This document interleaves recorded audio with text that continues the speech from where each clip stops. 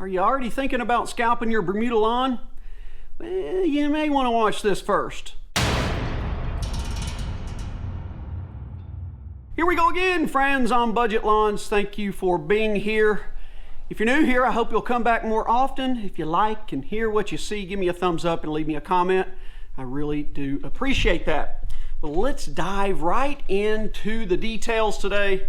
Lots of talk already starting to float around the internet in the lawn care community about scalping Bermuda lawns. So when should you scalp it? That question is not hard and fast answered for everybody. It really depends on your geographic location and your typical climate and temperatures. But first, let's just briefly define what scalping is.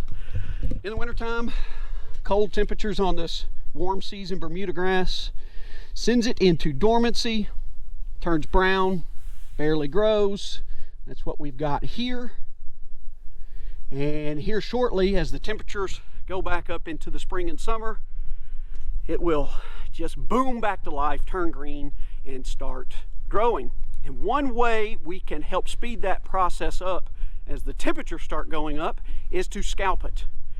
And that is just simply lowering your blade on your lawnmower to its lowest setting and taking it almost down to dirt. That will open the soil and turf up to more sunshine, warmer temperatures, all the nutrients it needs to wake it up from its winter nap and start growing again. But should you do it right now? It's just the end of February. Look, if you're in a location where it's already starting to warm up, your temperatures are going up, then maybe it is time for you to start thinking about scalping. But for me, in the northern part of Arkansas in a transition zone, I am still a ways off. And here is one simple kind of benchmark to base your timing of your scalping on.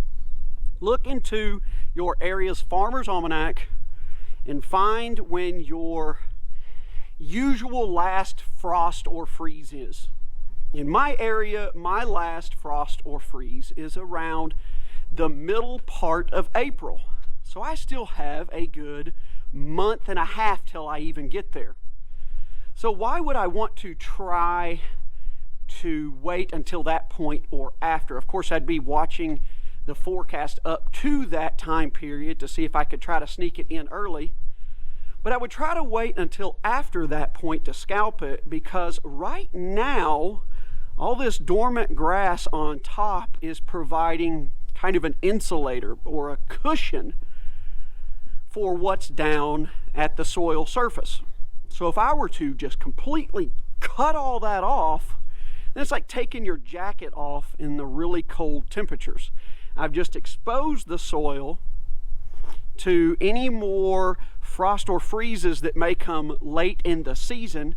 So if I had already started seeing a little green up or things kind of coming back to life, that could set me back a step or two and actually result in a slower spring green up than if we would have just been patient and waited a little bit longer.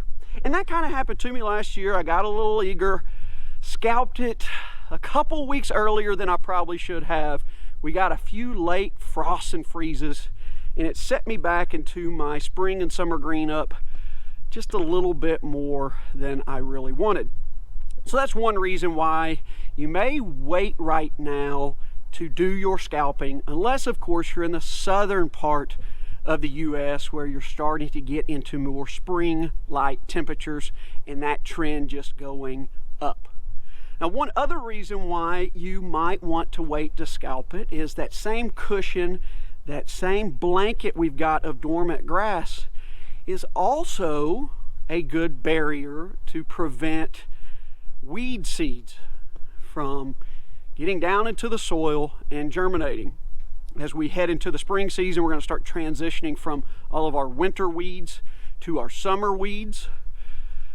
So as a lot of those spring and summer weeds start popping up in your neighbor's lawns where people don't really take care of it, and those spring winds come in and start blowing those seeds all over the place, if you've cut that top layer off, it just invites those weeds to come in, set up shop in your soil, and improve their chances of germinating. Now, if you've been regular on your pre-emergent schedule, like we talked about in the last video, I'll leave that link below. That's sure going to help you from having those unwanted weeds start popping up in your lawn. But just hanging tight and not jumping the gun on doing your spring Bermuda scalp could just better your chances of a weed-free lawn early in the season and give you less headaches to mess with when it comes to having to use weed killers and get them out of the lawn when you could have just prevented the dang things in the first place. So the process of scalping, really simple. We'll do another video coming up here when I do mine sometime over the next, in about a month and a half or so. But again, all you're doing is taking it down completely, opening that soil up to all the nutrients it needs to wake that Bermuda grass up, and it helps speed up your green up for the springtime. I hope that's as simple as I think I just made it sound. You tell me, how much does that help you? Do you want any more clarifications or have any more questions about all the things we talked about? Leave me a comment down below and I'll try to get back to you. But for now, you know what? I really don't have much more to say. So I'm going to keep tinkering around out in the lawn. It's a nice day. We'll see you next time.